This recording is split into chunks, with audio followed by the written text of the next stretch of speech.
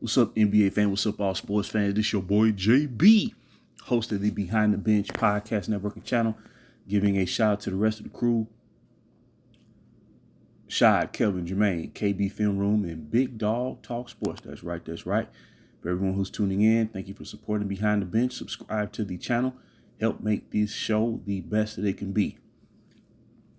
Now check it out, people. Check it out. Woo, man, we are in the revisionist era. Talking heads out here, man. They want to, move up the ranks. You know what I'm saying?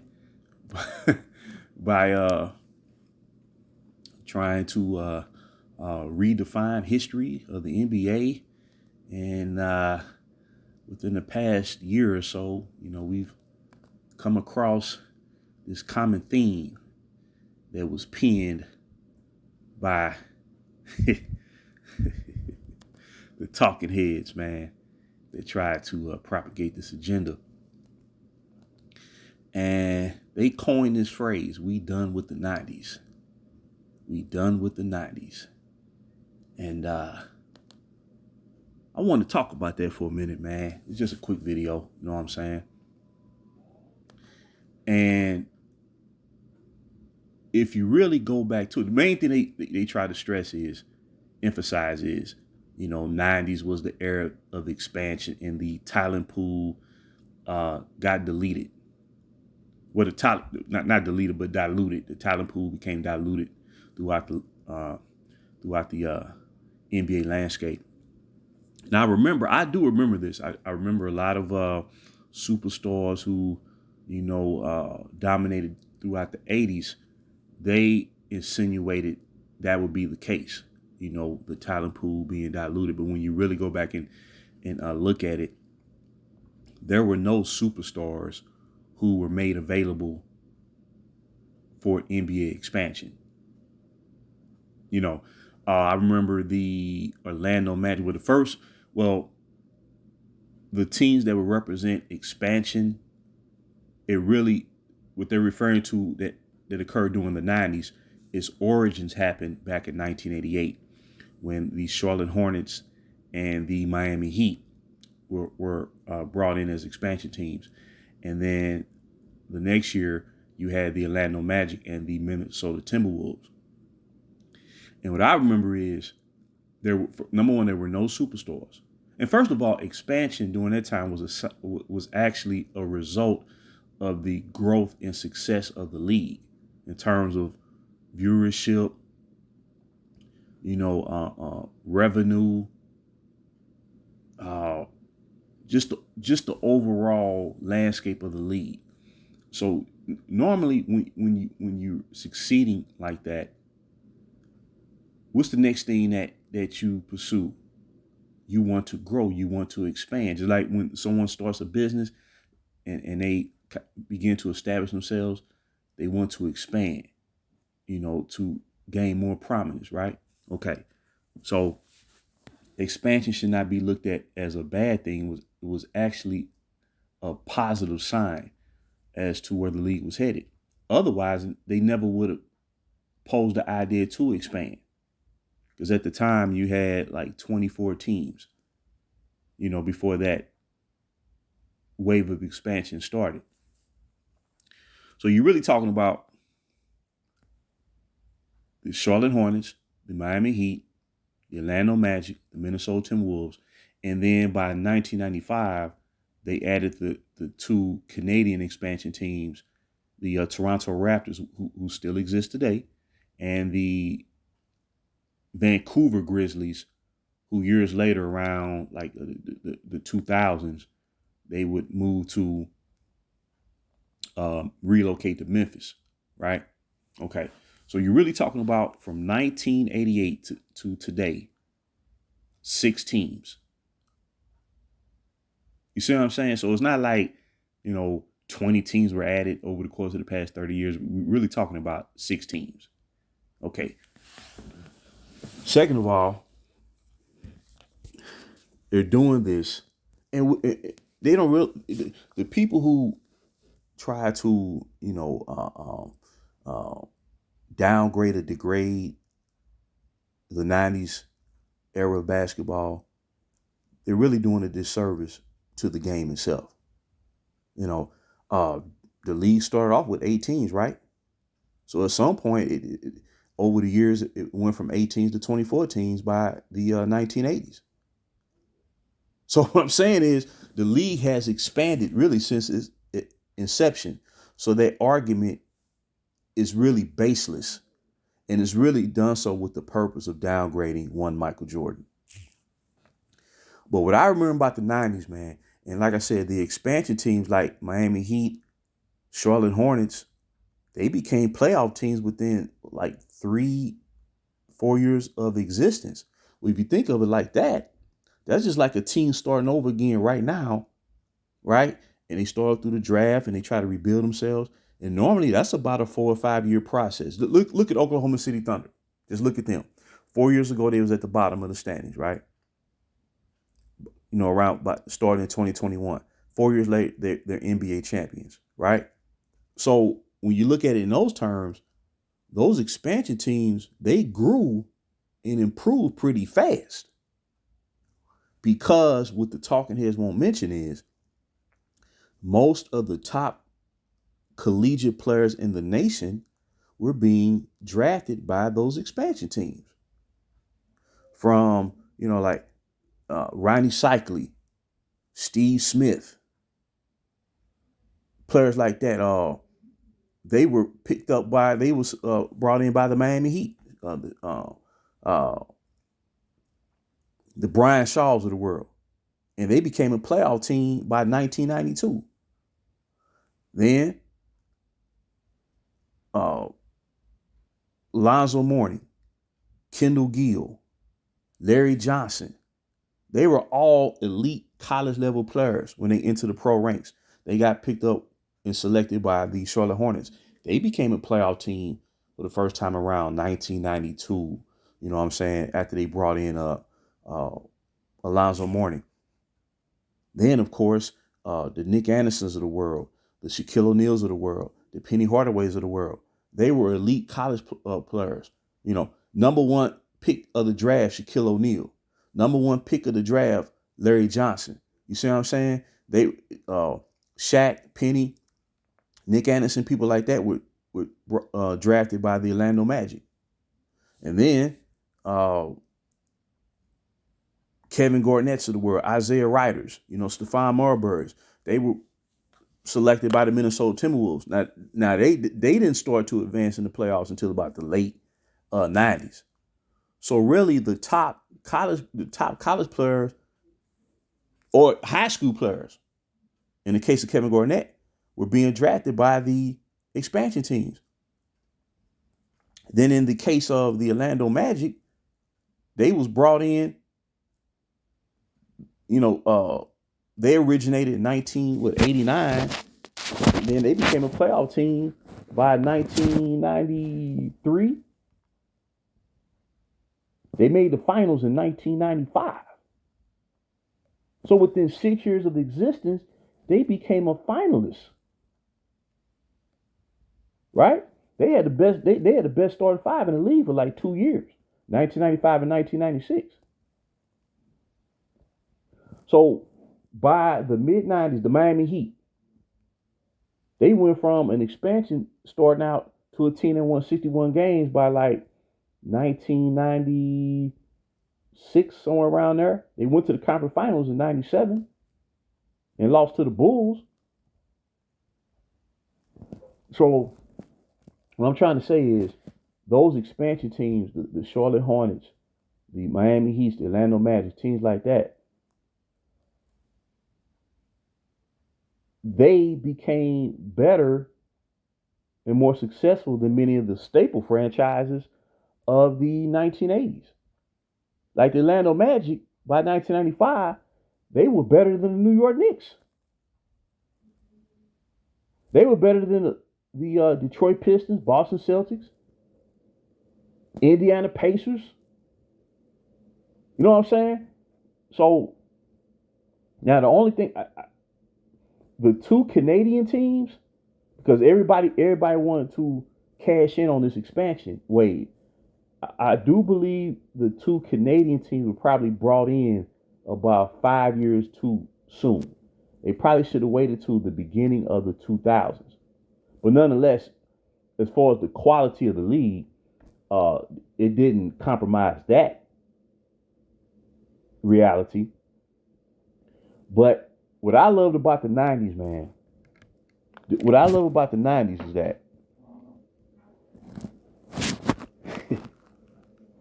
the onus the onus was truly placed on the team's ultimate superstar to determine their level of success and how far they would go. Now that was always the case in years past, decades past, but the 90's is like that onus, it went up another level.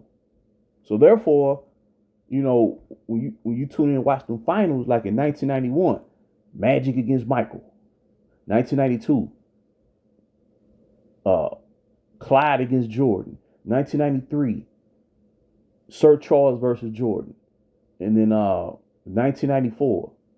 Although they weren't two expansion teams, but nonetheless, New York Knicks versus Houston Rockets, Ewing versus Olajuwon, 1995, Shaquille O'Neal versus Akeem Olajuwon, and then Penny Hardaway versus Clyde Drexler. In 1996, Jordan and Pippen versus the Glove, Gary Payton and Sean Kemp. Then 1997, 1998, Michael Jordan and Pippen versus Karl Malone and John Stockton. So what I'm saying is, and then a lot of the veteran teams like Utah was a perennial playoff contender starting in the late '80s. But it was always one team in the West who was just a little bit better, or one player better than Utah. But Utah was right there winning 55, 56 games a year. And then they took it up another level. They with Jeff Hornacek, and they had Brian Russell, people like that, and Antoine Carr. They brought him in to really solidify their second unit. And then you had Greg Foster, Greg Ostertag manning the middle at the center position, and they went to the finals, in consecutive seasons in 1997, 1998. But what I loved about the 90's basketball, like I said, I don't downgrade eras. I despise the super team era because it devalued competition. But I would never sit here and say that the 2010s didn't have talent. That's not even the issue or the beef that I had. It was about franchise level players, two top five players and the top 10 players joining forces. You never seen that in decades past. Showtime didn't have two. They didn't have like two top five players and a top 10 player.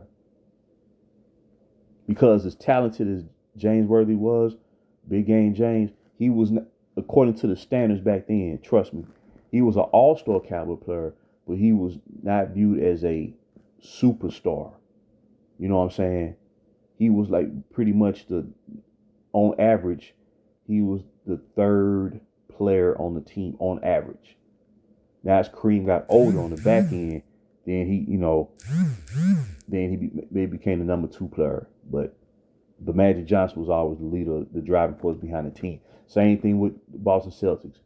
Bird, McHale, Parrish.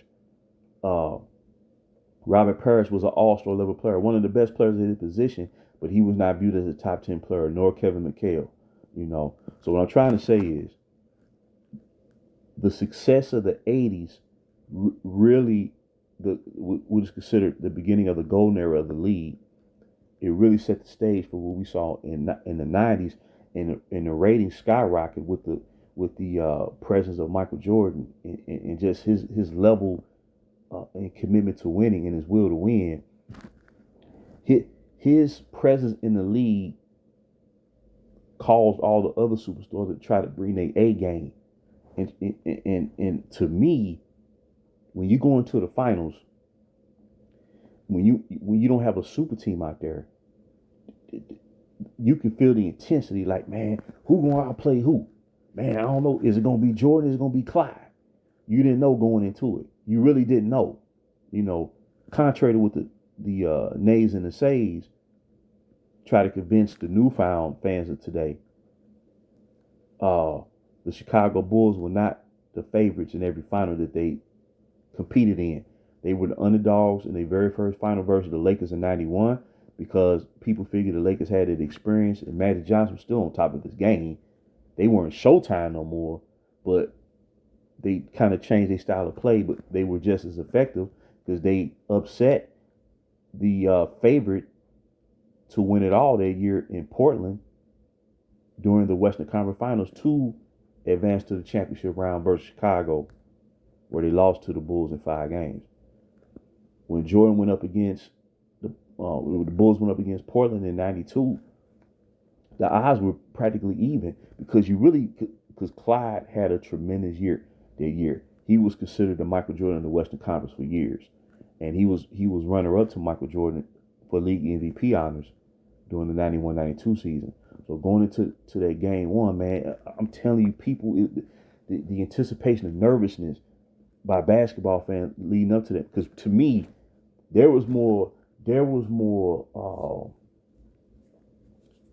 excitement about Jordan and Clyde, even more so than Jordan and Magic, because both Jordan and Clyde played the same position, 2 guards. You know what I'm saying? So you honestly, believe me, you really didn't know.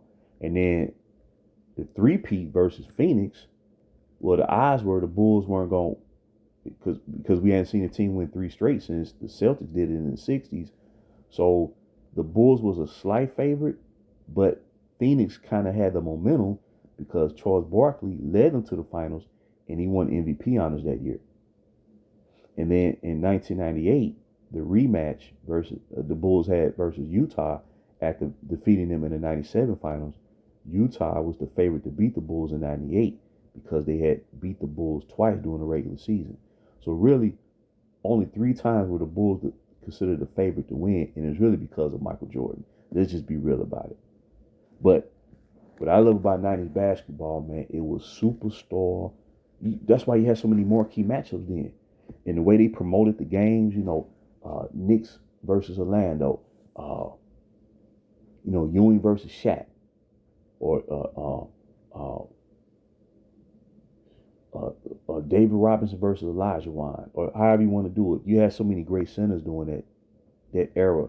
You can just flip a coin. Ewing versus Robinson, Ewing versus Alonzo Mourning, Mourning versus Shaq.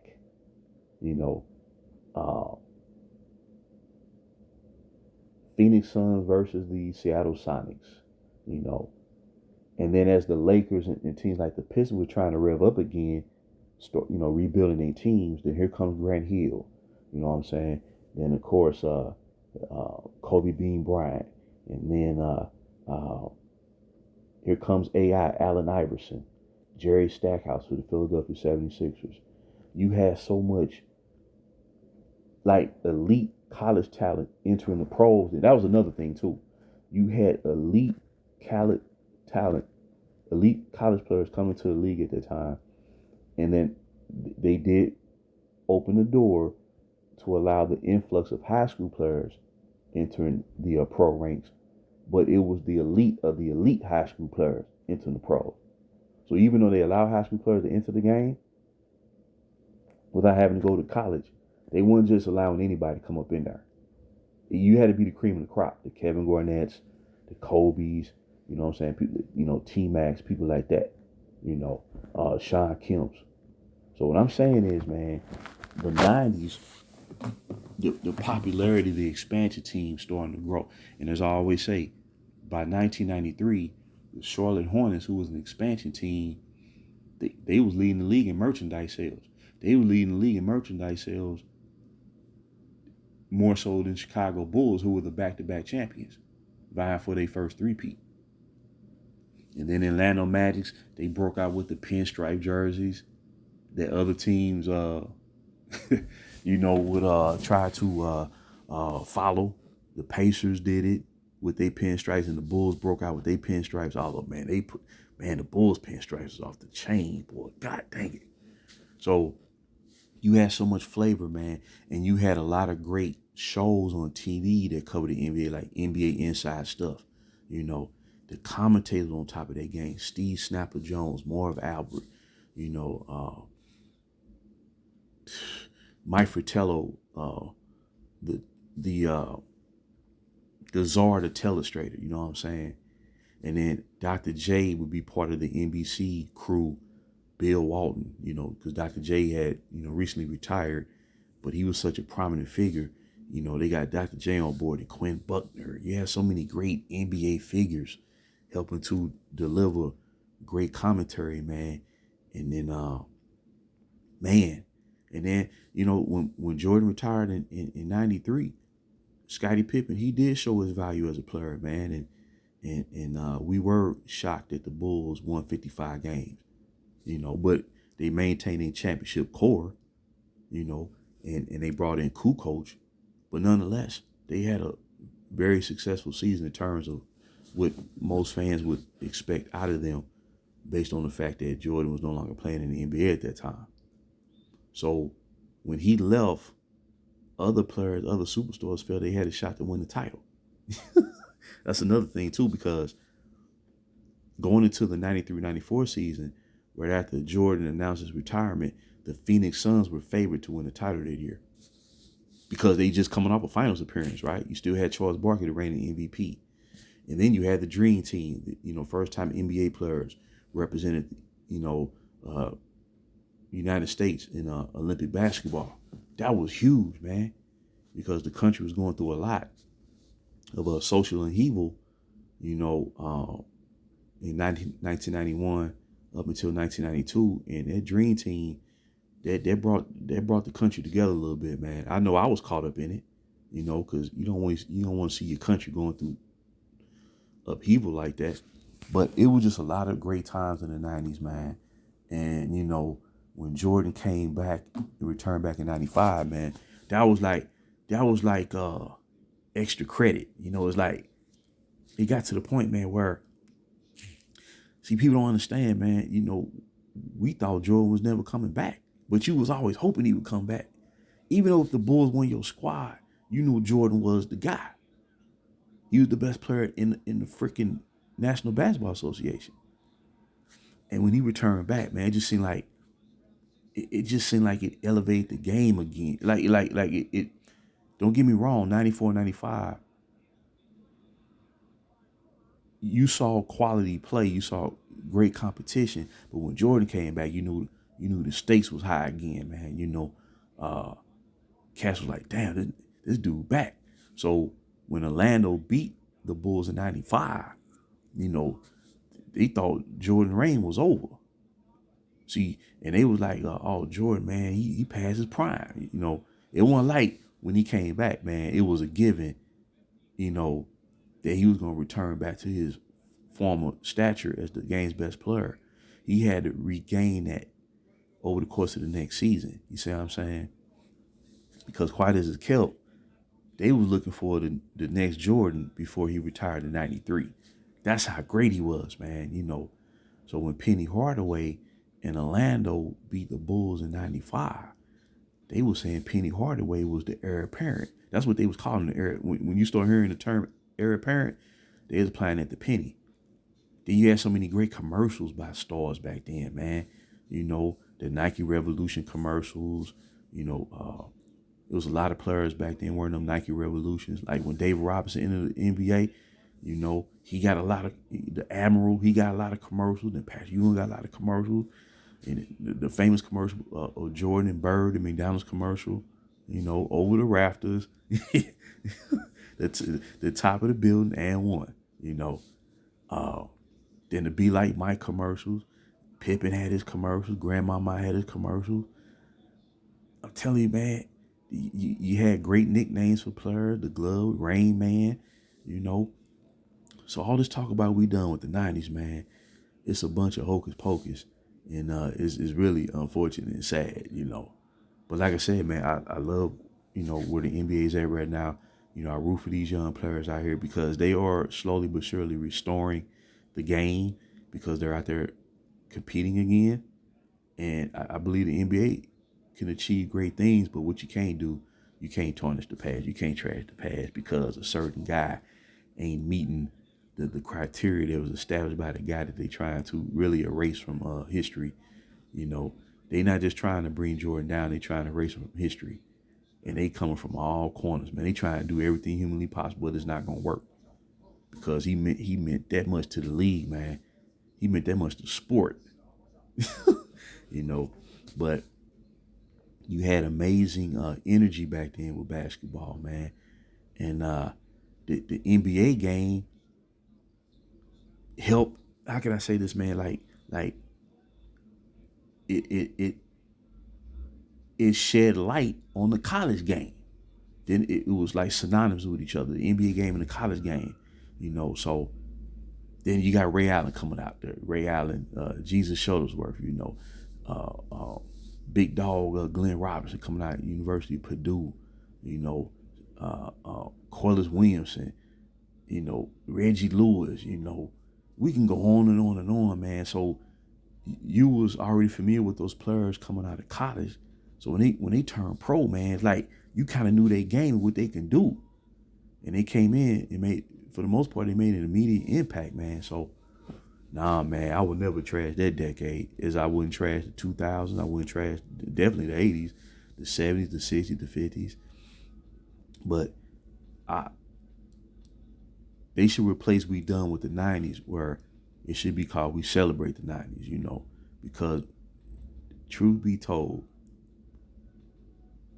the 1980s really molded and shaped the player who dominated in the 90s, whose resume resonates in such a profound way that he deserves to be recognized as the greatest player who ever played in the National Basketball Association. And like I said, you got tremendous players today. You got tremendous talent, man. I love the way, you know, and what's sad about it, man, they not getting any recognition. See, that's the one thing, man. Back then, when you was balling, it didn't matter who you, Sam Cassell. Sam Cassell, one of my favorite players during that decade, man. You know, back-to-back champion. He was clutch. He that mid-range game he had was a killer, man. He wasn't the most popular guy, but he can play. Mario Elie, the kiss of death. He come out the CBA. You know what I'm saying? So you had so many great moments then, man. So many great teams, dog. You know, so much great competition. But the onus was superstar versus superstar. And they weren't talking about, they weren't on TV or whatnot talking about, oh man, they need to get them some help. Nah, they need this. They need to make this trade. You know what I'm saying? Them teams had long-standing runs on average 7-8 years. You let the chips fall where they may, man. I'm telling you, man. So all these talking heads now that's trying to trash the 90s, man, they need to chill out,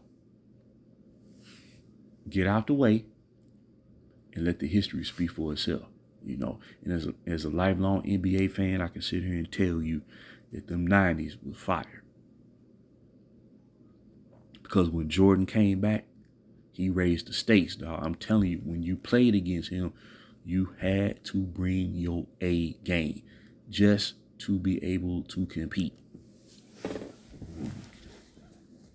If you didn't, you can forget it.